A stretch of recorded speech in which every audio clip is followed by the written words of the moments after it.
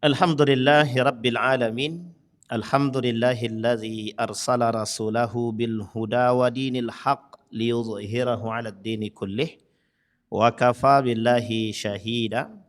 Asyhadu an la ilaha illallah wahdahu la syarika lah wa asyhadu anna Muhammadan 'abduhu wa rasuluh la nabiyya ba'd. Allahumma shalli wa sallim wa barik ala hadzal nabiyil karim. Allahumma salli ala Muhammad wa ala ali Muhammad fil alamin innaka Hamidum Majid. Ya ayuhan nas ittaqu rabbakumul ladzi khalaqakum min nafsin wahidah wa khalaqa minha zawjaha wa batha minhuma rijalan katsiran wa nisaa. Wattaqullaha alladzi tasaaluna bihi wal arham. Innallaha kana 'alaikum raqiba. Wa qala Allah Ta'ala يا أيها الذين آمنوا اتقوا الله وقولوا قولا سديدا يصلح لكم أعمالكم ويغفر لكم ذنوبكم ومن يطع الله ورسوله فقد فاز فوزا عظيما. Puji syukur kehadirat Allah dengan mengucapkan Alhamdulillahi Rabbil Alamin. Bersalawat kepada Nabi dengan mengucapkan Allahumma salli ala Muhammad wa ala ali Muhammad fil alamina innaka Hamidum Majid. Bapak Ibu sekalian yang berbahagia, berdoa kita kepada Allah semoga kita semua Allah berkahi, Allah sehatkan, Allah kuatkan, insya Allah rezeki yang halal dan melimpah, amin. Untuk orang tua kita yang telah mendahului, Allah tempatkan di tempat terbaik di sisinya, Allah terima amal ibadahnya, Allah kumpulkan bersama orang-orang yang saleh. Dan untuk orang tua kita yang masih hidup, sehat, kuat, rezeki, anak-anak yang soleh, husnul khatimah. Dan kita semua insya Allah istiqamah dalam kebaikan dan ketaatan kepadanya. Amin. Ya Rabbal Alamin. Bapak Ibu, mudah-mudahan sekali lagi kita diberikan kesehatan yang baik sama Allah. Mudah-mudahan dengan kesehatan yang baik, ibadah baik, insya Allah husnul khatimah. Dalam hal ini, kata Bang siapa tadi lupa saya namanya, Bang Rois. Asrori, Rois pula, Bang Asrori. Maulid Nabi, kelahiran baginda Nabi Muhammad sallallahu alaihi wasallam. Yang belum pernah berangkat umroh angkat tangan. Yang belum pernah berangkat umroh. Sudah semua? Mencurigakan nih. Yang belum berangkat umroh, kita doakan semoga Allah mudahkan langkah menuju Baitullah, amin. Kata Imam Syafi'i, ini mazhabnya Syafi'i ya. Kata mazhab Syafi'i, sekali seumur hidup hukumnya umroh itu wajib. Kata mazhab Syafi'i. Itu mazhab Syafi'i, tapi mazhab yang lain terserah lah ya. Tapi kata mazhab Syafi'i sekali seumur hidup umroh itu wajib. Berarti kalau wajib, kalau tak kami lakukan dosa Ustaz. Enggak juga. Tapi penekanan sebisa mungkin. Kenapa kita penting nampak tilas Nabi? Ini dalam rangka sejarah saja. Saya tidak bahas yang lain tapi bahas sejarahnya dulu. Dalam sejarah kelahiran baginda Nabi Muhammad SAW, nanti yang lurus kita bengkokkan. Maaf, yang bengkok kita luruskan. Agak-agak silau sedikit. Jadi Bapak Ibu, pasca kelahiran Nabi, ada beberapa kejadian yang penting untuk diingat dalam sejarah. Menunjukkan kehebatan dan kelebihan Nabi. Ada api majusi, jadi ada namanya Persia. Persia itu Iran sekarang. Jadi dia ada dua kota besar pada masanya yang menjadi kota ternama dalam sejarah yang paling kuat di muka bumi ini. Dua. Satu Babilonia, Irak sekarang, Kufah dulunya. Jadi Babilonia berubah jadi Kufah. Kufah itu masa Ali bin Abi Thalib. Kemudian berubah menjadi Irak sekarang. Yang kedua Persia. Itu Iran sekarang. Jadi Persia dan Irak ini tidak pernah akur dulunya. Tidak pernah akur. Akurnya kapan? Setelah terjadi pertikaian perperangan antara Babilonia dengan Persia. Antara Irak dengan Iran. Singkat cerita, dalam sejarah ini, maka ketika itu Persia ini penganut Zoroaster Majusi. Majusi yang disembah adalah api yang disebut dengan Zoroaster. Ada api yang hidup 1000 tahun, tak pernah bisa mati dalam mitos mereka dalam sejarah itu mati ketika kelahiran baginda Nabi Muhammad sallallahu alaihi wasallam. Sebenarnya kalau cerita ini mungkin Bapak Ibu sudah banyak yang mengalami cerita dan paham bahwa Nabi pernah diramal oleh seorang pendeta dan lain sebagainya. Itu memang dalam Rahik Al-Maktum itu masyhur cerita ini dalam beberapa sejarah. Ibnu Hisham, tarikh Ibnu Imam dalam tarikhnya Imam Az-Zahabi juga sama. Tapi yang paling penting bukan itu. Yang paling penting untuk kita lihat dari sejarah tersebut adalah bagaimana perubahan dari manusia yang jahiliyah menjadi manusia yang tidak jahiliyah gitu. Dan karakteristik jahiliyah ketika itu perlu kita jadi sorotan, apakah hari ini manusia sama dengan jahiliyah kemarin gitu. Atau mungkin lebih jahiliyah daripada yang sekarang. Yang kedua, Raja Kisra. Terkalahkannya Raja Kisra pada saat itu. Yang ketiga, Abraha. Jadi Abraha juga sama, raja yang paling zalim yang ingin mencari tandingan daripada Ka'bah. Dia pengen tempat dia, gereja yang dia bangun lebih baik daripada atau bangunan yang dia bangun lebih bagus, lebih bisa menarik orang lain ketimbang Ka'bah itu sendiri. Sehingga persoalan 3 kejadian ini dalam sejarah itu disebut dengan sangat baik sekali bahwa kelahiran Nabi itu kelahiran yang mendambakan kedamaian. Jadi kelahiran Nabi itu diiringi dengan datangnya kedamaian dan kebenaran. Nah, ini yang harus dipahami. Kelahiran Nabi diiringi dengan datangnya keadilan, kesejahteraan, kedamaian, ya, dan kebenaran. Ada berapa poin? 4 poin. Kebenaran, kesejahteraan, keadilan, kedamaian. Ini penting untuk dipahami. Sehingga ketika Nabi lahir, ilham yang diberikan oleh Allah kepada Abdul Muthalib. Bapak Ibu yang tahu nama asli Abdul Muthalib boleh pulang duluan. Yang tahu nama asli Abdul Muthalib. Ini yang mengaku muslim. Ya enggak muslim juga Ustaz, ini kan sejarah. Iya. Yang paham sejarah, yang ngaku sejarah lah. Yang tahu nama asli Abdul Muthalib, kita kasih hadiah. Angkat tangan. Ini mau angkat tangan tapi tidak nih? Bapak Ibu, ada yang tahu nama asli Abdul Muthalib? Yang dari mungkin yang umurnya di atas 50 tahun. Ada yang di atas 50 tahun? Oh enggak ada ya? Ini rata-rata di bawah 50 atau ini. Baik. Bapak Ibu sekalian yang berbahagia, Abdul Muthalib bukan nama asli ya. Bukan nama asli daripada kakek baginda Nabi. Ini penting untuk dalam sejarah biar kita tidak salah paham. Nama aslinya Syaibatul Hab. Siapa namanya Bapak Ibu? Nah, diingat-ingat itu Syaibatul Hab. Nama aslinya. Abdul Muthalib punya paman namanya Muthalib. Punya paman namanya Muthalib. Muthalib ini bukan nama bapak dia, nama paman dia. Namanya Muthalib. Sehingga bapaknya Syaibatul Hab ini tinggal di Madinah. Meninggal diambil sama Muthalib. Dibawa ke Mekah, sampai ke Mekah kata orang Mekah itu budaknya Muthalib. Budaknya Muthalib dalam bahasa Arab disebut dengan Abdul Muthalib. Budak bahasa Arabnya Abdun, maka dipanggil Abdul Muthalib. Muthalib sudah menerima dan sangat bersahabat dengan nama yang dia miliki sebagai nama Abdul Muthalib, sehingga dalam sejarah tidak ada yang kenal Syaibatul Hab. Yang tahu namanya Abdul Muthalib, yang terkenal. Itu tidak ada masalah.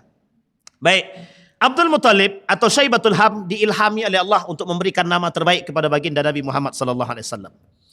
Nama terbaik ini Bapak Ibu dalam sejarah itu disebutkan tidak ada pemberian nama khusus kepada Nabi kecuali melalui ilham.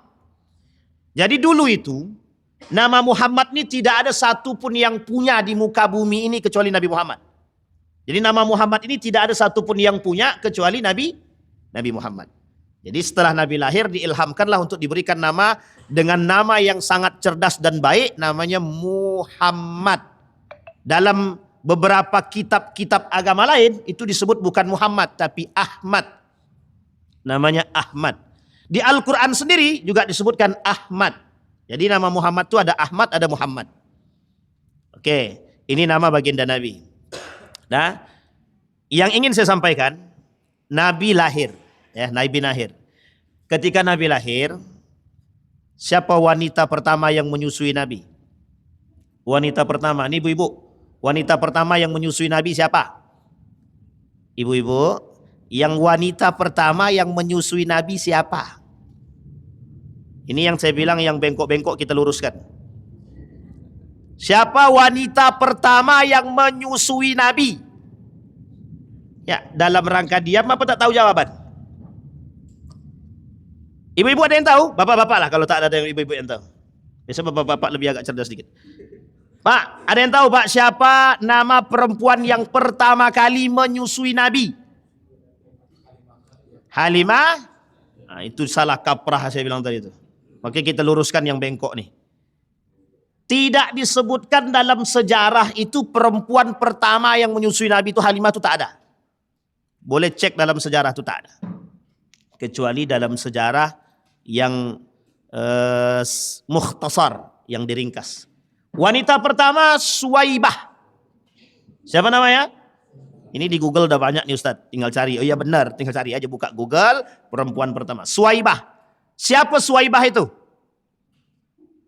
Suwaibah siapa? Ini pertanyaan terus nih Ustadz. Iya, sampai terakhir kita tanya terus nih. Suwaibah itu budak. Budaknya siapa? Siapa lagi? Abu Jahal apa Abu Lahab? Nah, jangan berdebat di situ antara Abu Lahab dan Abu Jahal. Yang kedua, setelah Suwaibah ada perempuan kedua yang menyusui baginda Nabi. Siapa dia? Siapa Bu? Halimah. Salah lagi. Yang kedua namanya Ummu Aiman. Siapa dia Ummu Aiman ini? Buka Google lagi. Mbak, Ummu Aiman siapa? Nabi pernah mencium tangan Ummu Aiman. Perempuan ini. Perempuan ini budak daripada Siti Aminah. Yang selalu membantu Aminah. Yang menemani semua perjalanan Aminah. Dari pertama sampai Aminah melahirkan. Sampai berangkat ke Madinah. Sampai kembali lagi. Dan meninggal di Abwaq. Dan ditemani Nabi Muhammad ini oleh Ummu Aiman. Siapa Ummu Aiman itu? Budak daripada Amin yang membantu Aminah. Kata Nabi, Ummu Aiman itu adalah ibuku. Ibuku kata Nabi. Kenapa kok Nabi kata yang mengasuh Nabi setelah wafatnya ibunya? Siapa namanya? Yang ketiga. Barulah Halimatus Sa'diyah. Dia sebenarnya yang ketiga ini ada lagi. Tapi dia tak terlalu banyak. Kata para ulama itu persoalan susuan ini bisa disebut dengan saudara sesusuan itu jika paling sedikit kata Imam Syafi'i itu 5 kali isapan. Jadi kalau sudah 5 kali isapan baru kemudian dikatakan saudara sesusuan. Nah, Nabi bersaudara sesusuan dengan paman dia sendiri yang bernama Hamzah. Jadi Hamzah ini paman Nabi sekaligus saudara sesusuan Nabi. Nah baik, sekarang kita lihat Bapak Ibu. Saya ingin bahas poin ini yang paling penting. Itu sejarah saja, kelahiran Nabi dah selesai itu. Rumah Nabi, rumah lahirnya, ada 2 rumah di belakang Masjidil Haram itu, di depan pintu Babu Salam ada 2 rumah. Rumah pertama dari pintu Babu Salam itu kita ketemu dengan rumahnya Siti Khadijah yang kelak menjadi rumah bersama dengan baginda Nabi Muhammad sallallahu alaihi wasallam yang melahirkan 6 anak. Berapa anak Nabi? 6. 6 atau 7? Anak-anak Nabi ada 7. Tapi kok 6 di situ? Dari Khadijahnya ada 6. Satu lagi dari siapa? Dari siapa ibu-ibu? Satu lagi. Anak Nabi ada 7. 7 apa 6? Selesai urusan kita nih. 7 atau 6 ibu-ibu? Bapak ibu anak Nabi ada berapa? 7. Tapi dari Siti Khadijah cuma ada 6. Siapa satu lagi? Anak dari siapa satu lagi? Assalamualaikum. Satu lagi dari Maria. Siapa Maria itu? Jangan ditanya terus Ustaz, pusing kepala kami. Maria itu budak dari Mesir yang dihadiahkan oleh Raja Mesir kepada baginda Nabi Muhammad sallallahu alaihi wasallam dalam bentuk hadiah. Melahirkan seorang anak. Rumahnya dari Masjid Nabawi pintu pertama lurus ke depan lewat pintu 3310 ada pintu paling ujung itu rumah pertama rumah itu adalah rumahnya Maria. Maria itu. Jadi di depan Masjid Nabawi itu ada rumah-rumahnya istri Nabi yang sudah digusur. Tidak boleh lagi karena banyak yang fanatik terhadap rumah-rumah istri Nabi. Di situ istri rumahnya satu-satu. Rumahnya Aisyah dekat dengan Nabi. Rumahnya siapa namanya anaknya Umar bin Khattab itu? Hafsah. Rumahnya Hafsah, Sofiyah dan lain sebagainya itu dekat-dekat, tak jauh-jauh. Yang paling agak ujung itu rumahnya Maria itu. Nah, rumah Maria ini pernah diintip oleh 2 orang sekaligus. Nabi ketika ke rumah Maria itu diintip oleh 2 wanita sekaligus. Tahu ibu yang ngintip siapa? Yang ngintip adalah Aisyah dengan Hafsah. Apa kata Aisyah? Tuh tengok tuh, Nabi ke situ dia, Rasulullah ke situ dia. Makannya enak kali di situ. Ini dalam bentuk cemburunya Aisyah dan Hafsah. Aisyah ini menghasut Hafsah untuk cemburu. Nah, ini ibu-ibu yang cemburu buta, pikir-pikir baik-baik. Jadi Aisyah ini ibu-ibu itu pernah melakukan cemburu buta 4 kali. Dalam sejarah Nabi itu pernah 4 kali. Dan yang paling sadis itu ada yang terakhir kata Nabi. Jadi Aisyah ini pernah cemburu kepada adik daripada Siti Khadijah dan kawannya Siti Khadijah. Dihidangkan makanan yang enak sekali. Setelah makan dihidangkan, ketika menghidangkan makanan yang enak ini, itu wajah Siti Aisyah berubah. Ini perempuan mana nih yang datang sama Nabi ini? Wajahnya berubah. Yang biasanya tersenyum tak jadi senyum. Apalagi anak muda kan. Paling muda sendiri. Singkat cerita. Selesai diangkat. Selesai pulang tamu nih. Bertanya Siti Aisyah. Siapa perempuan itu? Kata Siti Aisyah kepada Nabi. Aisyah ini kalau bertanya sama Nabi agak-agak gimana sedikit gitu. Siapa perempuan itu? Nabi sambil tersenyum aja. Ketika ngangkat barang itu sambil tanya. Tiba-tiba jatuh tuh. Jatuh salah satu piring itu. Kemudian ketika jatuh. Kata Nabi, itu saudaranya Khadijah. Dan kawannya Khadijah. Langsung Siti Aisyah. Diingat juga perempuan yang sudah mati itu. Kurang cantik apa aku, kata Aisyah. Wah ini istri-istri sekarang tolong tengok baik-baik nih. Kurang cantik apa aku? Kata Siti Aisyah sama Nabi. Masih juga diingat wanita-wanita yang sudah tua itu. Yang sudah mati itu. Ini Fatimah nggak dengar nih. Kalau sempat dengar Fatimah perang lagi nih. Perang ini. Jadi Fatimah dan Aisyah kurang akur itu. Singkat cerita Bapak Ibu, kata Nabi tersinggung di situ. Langsung disampaikan sama Nabi. Tidak ada satupun dari istriku yang memberikan keturunan kepadaku kecuali Siti Khadijah. Langsung diamnya dalam banget tuh. Sama Nabi kan sama Aisyah Nabi nggak punya anak. Itu dalamnya dalam banget itu Pak. Sampai menangis sejadi-jadinya. Di situ dikatakan oleh para ulama, perempuan jangan coba-coba cemburu buta. Dampaknya negatif. Jangan cemburu buta. Kembali kepada poin tadi, itu cerita singkat dalam intermezzo kita. Jadi Aisyah saja bisa cemburu, apalagi ibu-ibu ya kan Bu ya. Apalagi ibu-ibu sekarang cemburunya lebih parah lagi tuh. Nampak WA sedikit, woi siapa tuh? Padahal mamaknya. Nah, ini masalah juga nih. Baik, kembali kepada poin tadi. Nah Bapak Ibu, yang ingin saya angkat begini. Yang harus kita pahami. Keturunan Nabi dari Abdul Muthalib sampai baginda Nabi Muhammad SAW tidak ada cacat, tidak ada celah secara akhlak dan adab sebelum datangnya Islam. Abdul Muthalib dikenal manusia yang paling bijak. Abdullah dikenal manusia yang paling sangat sopan, akhlak mulia, tidak ada cacat. Baginda Nabi semuanya ada pada Nabi. Sidik, amanah, tablik, fatanah yang kita pahami. Sidik, amanah, tablik, fatanah. Ini karakter Nabi. Sekarang kita lihat Bapak Ibu. Nabi punya karakter. Karakter Nabi ini semuanya baik. Sopannya. Itu Islam belum datang. Sejalan nalarnya Nabi. Fitrahnya Nabi itu sejalan dengan fitrahnya Islam. Fitrahnya kita manusia itu sejalan dengan fitrahnya agama. Bisa dipahami Ibu ya? Saya kerucutin, saya jabarin itu bahasanya. Fitrah kita manusia nih baik. Manusia bukan agama. Fitrahnya kita manusia ini adalah baik. Jadi kalau ada yang mencaci itu sedang baik apa tidak baik? Kalau ada yang mencuri itu sedang baik apa tidak baik? Sedang keluar daripada fitrah sebagai manusia. Berarti kalau dia keluar dari fitrahnya sebagai manusia bagaimana tuh Ustaz? Tafsirkan sendiri. Oke, sampai sini paham ya Bapak Ibu ya?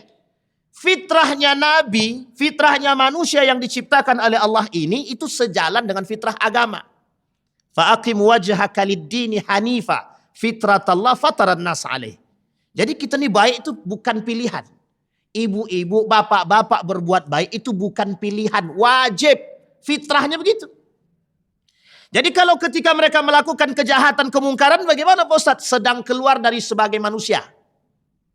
Sedang keluar daripada fitrah dia sebagai manusia. Perhatikan hadis Nabi. Kata Nabi begini. Manusia itu berpotensi buat jahat. Tapi Allah mengapresiasi manusia karena menahan diri untuk tidak melakukan kebejatan. Saya ulangi sekali lagi. Allah mengapresiasi manusia yang tidak melakukan kejahatan karena menahan diri dia daripada perbuatan kejahatan. Sekarang kalau setengah dari orang yang ada di dalam ruangan ini, tidak usahlah setengah, 10 aja. Semuanya melakukan anarkis. Kira-kira kacau enggak tuh? Itu 10 saja. Bagaimana kalau semuanya? Kalau semua kita nih anarkis, semua kita nih maling. Kira-kira aman enggak tuh? Enggak aman. Kemungkaran. Tapi Allah mengapresiasi manusia yang menahan diri dia untuk tidak melakukan kejahatan. Nah ini fitrah kita Pak. Jadi sebenarnya fitrah kita manusia ini melakukan kebaikan. Makanya bahasa Nabi, bahasa Allah di dalam Al-Quran itu, laqad kana lakum fi rasulillah uswatun hasanah. Ini harus digaris bawah, ini garis uswah hasanah ini. Uswah hasanah ini digandeng dengan hadis Nabi. Innama bu'ithtu liutammima makarimal akhlak. Ketika dikatakan makarimal akhlak, jangan diartikan Nabi penyempurna akhlak. Tidak. Nabi itu bukan penyempurna akhlak kita. Tapi suri tauladan bagi kita-kita nih yang memandang dengan iman. Saya ulangi sekali lagi. Manusia memandang dengan hati, dengan ilmu, dengan iman. Itu Nabi sebagai uswah. Bukan penyempurna akhlak kita. Kalau Nabi sebagai penyempurna akhlak, kalau ada manusia yang tidak berakhlak, berarti tanggung jawab siapa? Apakah itu tanggung jawab Nabi? Kan tidak. Maka tolak ukurnya uswah hasanah. Berarti Pak Ustadz, Nabi itu sebagai sandaran. Betul. Nabi sebagai sandaran.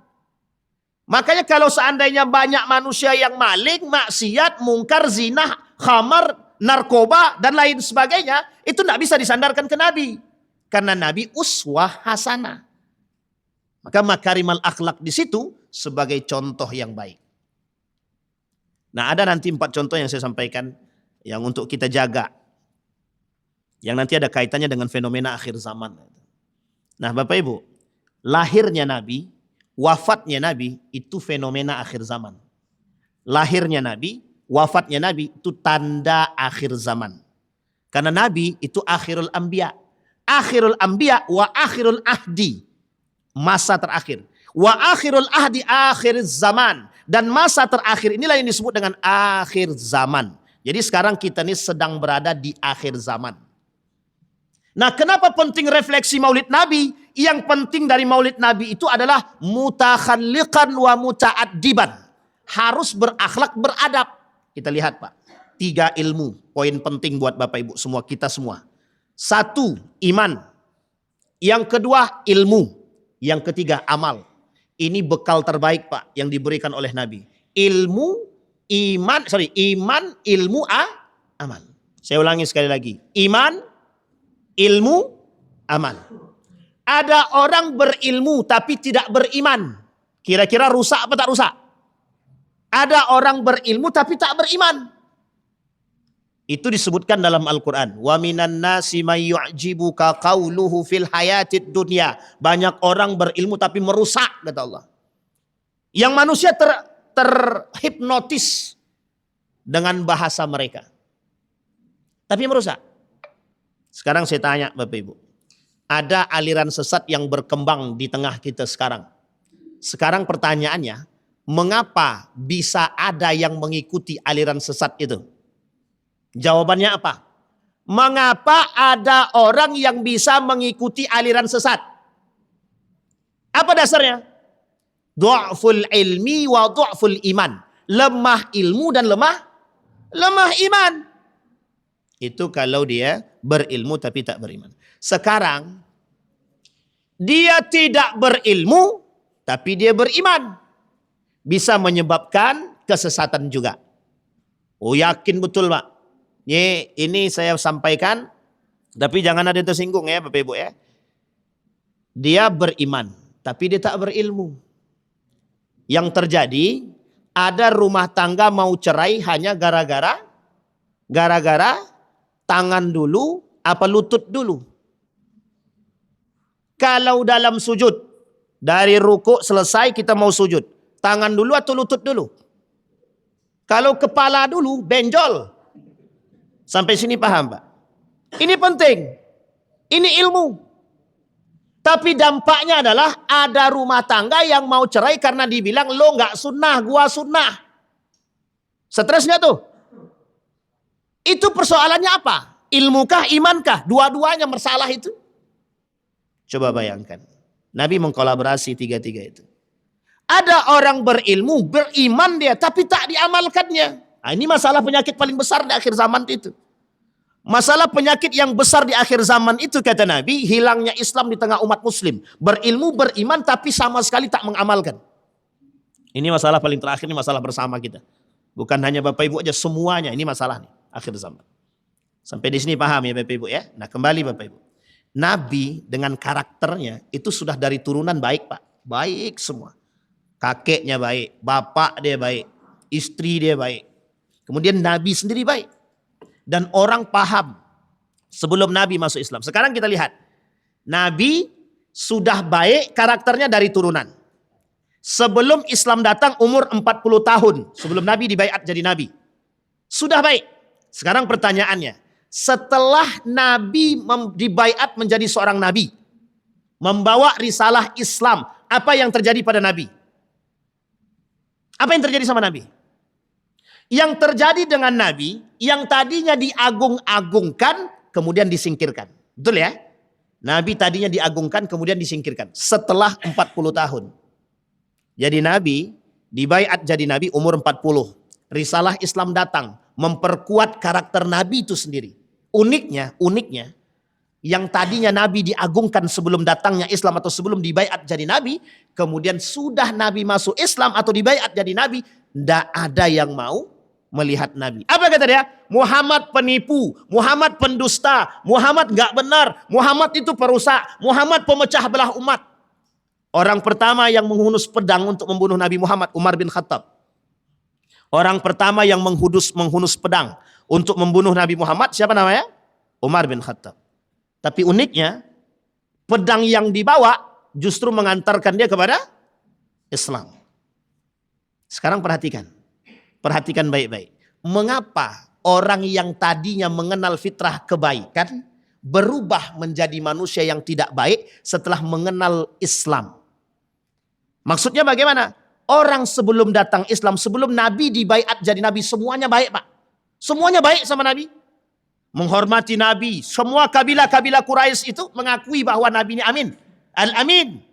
At-tabligh. Baik, bagus. Orangnya komunikatif. Tapi setelah Nabi masuk Islam, setelah Nabi dibaiat menjadi seorang Nabi, mengapa mereka mencaci maki Nabi? Sampai di sini paham? Ada beberapa hal. Yang pertama, yang harus Bapak Ibu pahami untuk kita semua. Yang dipahami.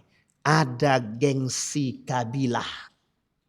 Ternyata mereka gengsi melihat kabilah Quraisy daripada baginda Nabi Muhammad SAW.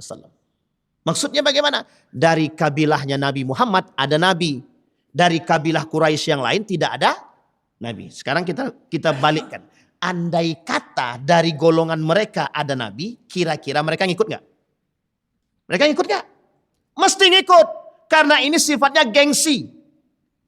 Yang kedua, kedatangan Nabi merusak tatanan yang oleh mereka sistem itu sudah baik. Tapi bagi Nabi itu tidak benar. Kita ambil contoh sejarah Nabi Yusuf. Nabi Yusuf merubah drastis. Yang kaya harus miskin, yang miskin harus kaya. Ini kalau dibuat di Indonesia, stres semua. Jadi kalau dibuat, untungnya nggak dibuat kan. Yang kaya miskinkan, yang miskin kayakan. Kalau seperti itu enak Pak. Jadi orang kaya bisa merasakan miskin, orang miskin bisa merasakan kaya. Diputar Pak, diputar. Nabi merubah itu Pak. Dirubah sama Nabi.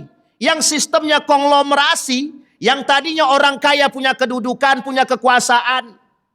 Maka ketika Nabi datang, kata Nabi, tidak ada yang bisa membedakan antara satu dengan yang lain. Tidak ada ras. Tidak ada rasis pokoknya. Tidak ada.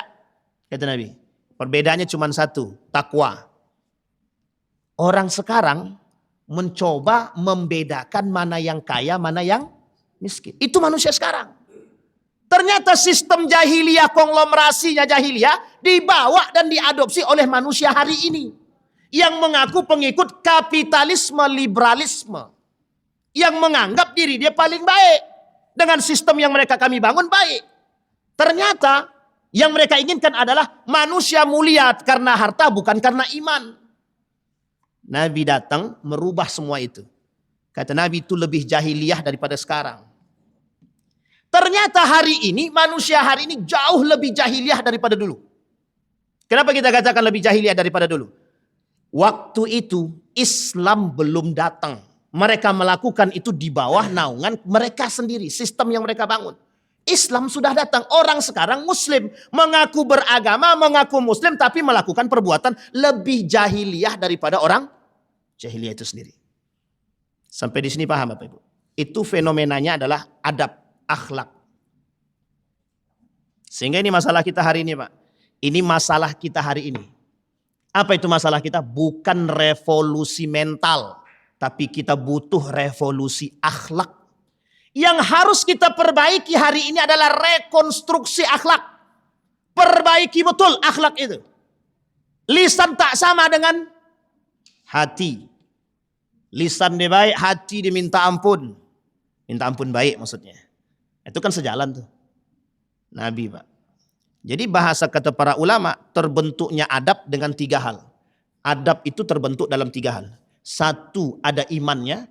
Yang kedua ada ilmunya. Yang ketiga ada amalnya. Maka terbentuklah yang disebut dengan adab. Sampai di sini paham Bapak Ibu ya? Baik. Ini karakter. Nah Nabi, orientasi Nabi datang itu bukan hanya sekedar agama. Makanya bahasanya rahmatan lil alamin. Rahmatan lil alamin itu kedamaian. Dan itu sebenarnya sudah ada dalam Pancasila kita itu. Jadi Pancasila ini sekarang ini kita tidak berpedoman pada Pancasila. Kita berpedoman pada nafsu masing-masing. Sehingga Pancasila kita yang sudah konkret itu sebenarnya sudah sangat dalam sekali. Dan normanya norma-norma agama semua. Tapi mengapa yang mohon maaf banyak sekali yang melecehkan Pancasila itu. Nah, ini Nabi membawa misi itu. Nabi datang dengan misi itu. Makanya kalimat uswah hasanah dimaknakan sebagai sandaran utama kita terhadap manusia yang paling mulia adalah akhlaknya. Itu satu. Yang kedua Bapak Ibu. Yang dinasihatin oleh Nabi kepada kita. Kata Nabi, min husni islamil mar'i tarkuhu ma la ya'nihi. Sebaik-baiknya keislaman seseorang itu kata Nabi meninggalkan perkara yang tidak penting bagi diri dia. Sekarang saya tanya Bapak Ibu. Kalimat ini min husni islamil mar'i, sebaik-baiknya keislaman seseorang meninggalkan perkara yang tidak penting bagi diri dia. Bisa diterjemahkan? Bisa dipahami kalimat ini? Sekarang saya tanya Bapak Ibu, berapa banyak perbuatan yang tidak bermanfaat terhadap diri kita dan agama kita yang kita lakukan? Berapa banyak? Mending mana? Mending kajian atau nongkrong di kafe? Beda Ustaz, nongkrong di kafe ada kajiannya, itu baru penting. Jadi sambil kan menyelam sekaligus dapatkan gitu. Jadi di kafe nongkrong sekaligus kajian gitu. Tapi pertanyaannya mana yang lebih penting? Karena itu dikatakan oleh Nabi. Kata Nabi dalam hadisnya, la taqumus sa'ah, tak akan terjadi hari kiamat kata Nabi. Hatta la yuqalu fil ardi la ilaha illallah, kata Nabi, tidak akan terjadi hari kiamat sampai orang-orang akan sedikit yang mengucapkan la ilaha illallah. La taqumus sa'ah hatta yazhar al-fakhsha wal bukhl wa yukhawwinul amin. Tak akan terjadi hari kiamat kata Nabi sampai orang-orang itu melakukan fakhsh, kekejian, melakukan bukhul, pelit, iri hati, dengki, rakus, semuanya lah jadi satu. Wa yukhawwinul amin, sampai mereka mengkhianati amanah-amanah mereka. Ini Nabi yang ngomong, bukan saya tuh. Nah, ini poin penting Pak. Jadi sekarang banyak perbuatan yang tak bermanfaat yang dilakukan oleh manusia.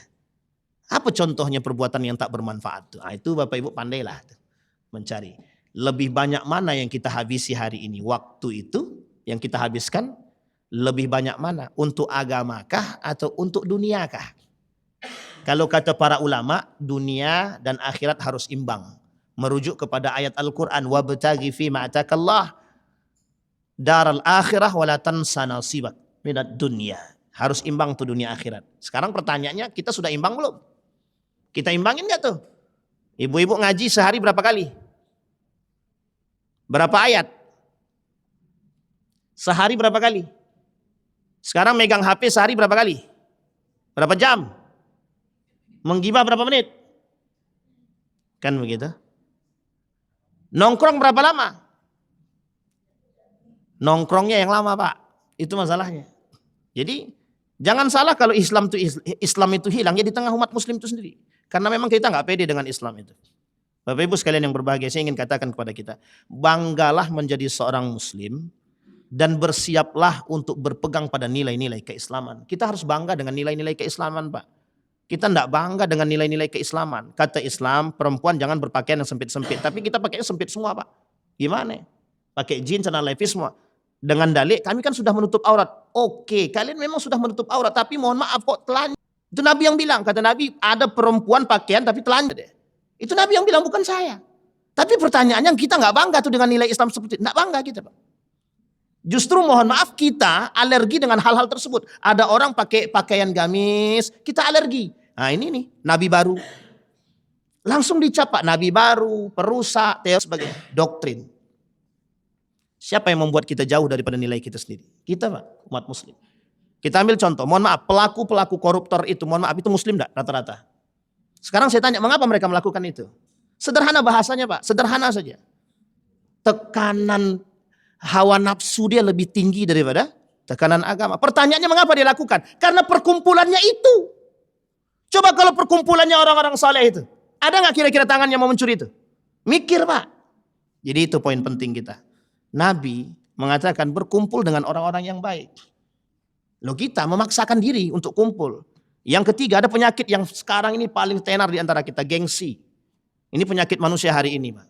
Gengsi. Selain dari gengsi kita khawatir, Pak. FOMO. Fear of missing out. Takut ketinggalan. Sesuatu yang hari ini tenar.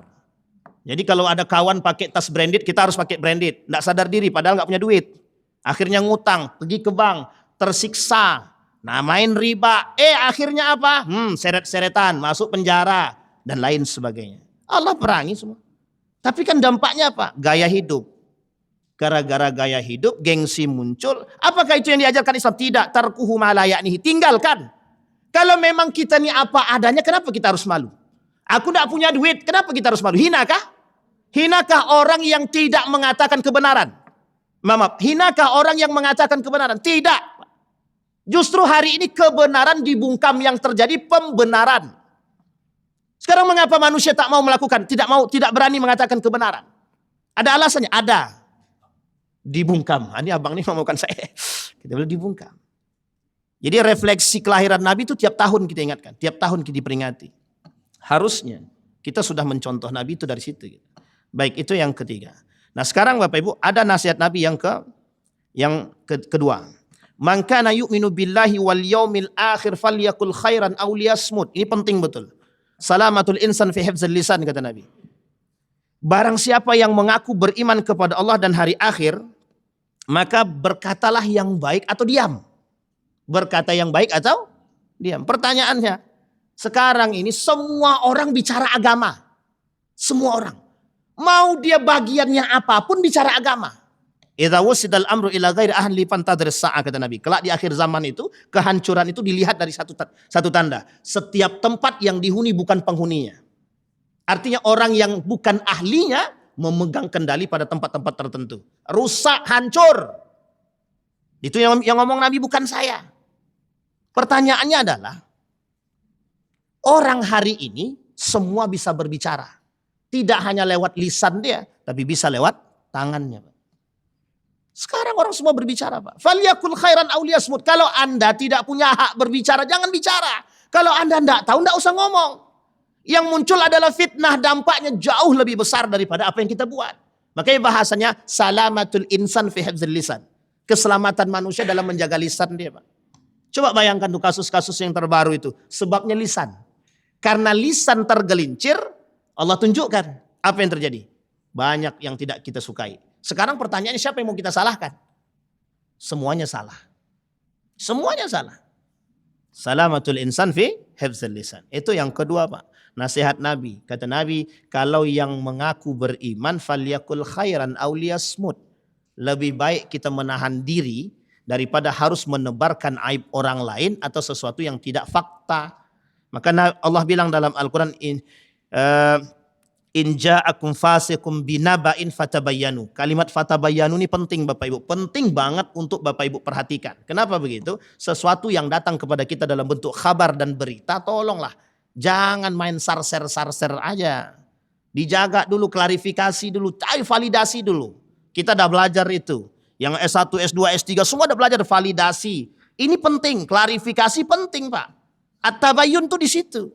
Sehingga kita tidak mudah memfitnah orang, kita tidak mudah menyebarkan sesuatu yang rusak. Itu karakter Nabi. Bayangkan Nabi meredam perbuatan-perbuatan tersebut dari sebelum datangnya Islam sampai Islam datang. Diredam sama Nabi. Mereka nggak suka itu. Baik, yang ketiga. Sebelum kita tutup. Kata Nabi, la taghdab falakal jannah. Jangan marah kemudian surga bagi dirimu. Ini adalah satu hal untuk kita semua perbanyak beristighfar. Salah satu cara untuk meredam daripada amarah adalah salah satu cara untuk meredam amarah adalah beristighfar, minum. Tapi jangan berdiri pula minumnya, duduk. Atau disumbahkan pakai air, ya berhenti, itu makin jadi itu marahnya. La taghdab falakal jannah. Kenapa Nabi bilang ini? Karena dampaknya itu Pak. Mohon maaf, yang satu emosi marah-marah. Yang satu lagi marah-marah, terjadi perkelahian. Sekarang pertanyaannya, kalau sudah terjadi perkelahian siapa yang rugi? Dua-duanya rugi. Marah ngamuk, laki ngamuk dibantingnya pintu. Selesai ngamuk dia pas lagi sadar, aduh keluar lagi duit beli pintu. Akhirnya kan mau enggak mau gara-gara dia ngamuk, marah-marah, pintu hilang, beli baru kan keluar duit lagi. Nah, ini adalah sesuatu yang dihasilkan daripada amarah. Yang terakhir. La yu'minu ahadukum hatta yuhibba li akhihi ma yuhibbu li nafsihi. Nasihat terakhir kata Nabi. Yang keempat. Kata Nabi, saling mencintai antara satu dengan yang lain. Bapak Ibu, kalimat ini saya tutup dengan satu kalimat penting bagi kita semua. Sudah tidak zamannya hari ini manusia berpikir akan diri dia sendiri. Saya ulangi sekali lagi, sudah saatnya umat mukmin saling memikirkan antara satu dengan yang lain. Saya petik satu quote dari Kunto Wijoyo itu. Kata Kunto Wijoyo, saatnya umat mukmin ini solehnya berjamaah. Bukan soleh sendiri lagi. Karena kalau soleh sendiri sampai kiamat pun Islam tidak akan muncul. Tapi kalau kita soleh berjamaah, itu penting. Apa maksudnya? Maksudnya begini. Nasihatilah yang mengerti dan yang kenal dan yang tahu. Nasihatilah. Kalau mereka melakukan kesalahan, tidak sholat. Yang paling penting itu dulu Pak. Sholatnya, puasanya, zakatnya. Yang penting-penting itu dulu, ingatin tuh. Fulan bin Fulan, korupsi itu haram. Jangan korupsi juga, riba itu haram. Jangan riba juga. Itu tidak ada masalah kita ingatin Pak. Penting Pak, penting banget. Duduk bareng, satu kantor. Yang satu korupsi, yang satu enggak. Ingatin Pak, ingatin. Nanti ditanya sama Tuhan, si Fulana, ente udah ingatin belum kawan ente? Belum, ente masuk. Mau begitu? Karena kita nggak punya pertanggungjawaban. Setiap orang di antara kita punya satu syafaat yang bisa kita berikan kepada sahabat-sahabat kita yang dekat dengan kita secara keagamaan. Bisa dipahami Bapak Ibu? Nggak ada pertanyaan, alhamdulillah. Baik, kita berdoa. Insya Allah nggak ada pertanyaan Pak. Karena udah melampaui batas nih kata Bang Asrori ini. Baik, kita berdoa kepada Allah. Mudah-mudahan apa yang kita sampaikan di subuh hari ini, di siang hari ini, pagi menjelang siang, Allah berkahi, Allah ridai, Allah tempatkan di tempat terbaik di sisinya adalah sesuai dengan posisinya. InsyaAllah Allah berikan amanah-amanah yang baik kepada kita. Allah jadikan kita manusia-manusia yang amanah terhadap apa yang Allah berikan. Allah jadikan setiap langkah kita penuh dengan keberkahan serta dimulai dengan bismillah. Dan Allah jadikan kita orang-orang yang istiqamah. A'udzubillahi minasyaitonirrajim. Bismillahirrahmanirrahim. Hamdas syakirin, hamdan na'imin. Hamdan yuwafi ni'amahu wa yukafi'u mazidah. Ya Rabbana lakal hamdu kama yanbaghi li jalali wajhikal karim. وعظيم سلطانك. اللهم صل على محمد وعلى آل محمد. اللهم فقهنا في الدين وعلمنا التأويل. اللهم اغفر لنا ذنوبنا وكفر عنا سيئاتنا وتوفنا مع الأبرار. اللهم أنزل الرحمة والمغفرة. اللهم انفعنا بما علمتنا وارزقنا علوما تنفعنا في الدين والدنيا والآخرة. اللهم أعنا على ذكرك وشكرك وحسن عبادتك. اللهم اجعل تجمعنا تجمعا مرحوما واجعل تفرقنا من بعده تفرقا معصوما. اللهم انصر من نصر الدين واخذل من خذل المسلمين. اللهم انصر اخواننا المجاهدين في فلسطين وفي غزة وفي كل مكان. اللهم دمر اليهود. اللهم اهلك الكفرة والمبتدعة والمشركين اعداءك اعداء الدين. اللهم اختمنا بالصالحين. ربنا هب لنا من الصالحين. ربنا هب لنا من ازواجنا وذرياتنا قرة اعين واجعلنا للمتقين اماما. ربنا آتنا في الدنيا حسنة وفي الآخرة حسنة وقنا عذاب النار. والحمد لله رب العالمين. السلام عليكم ورحمة الله وبركاته.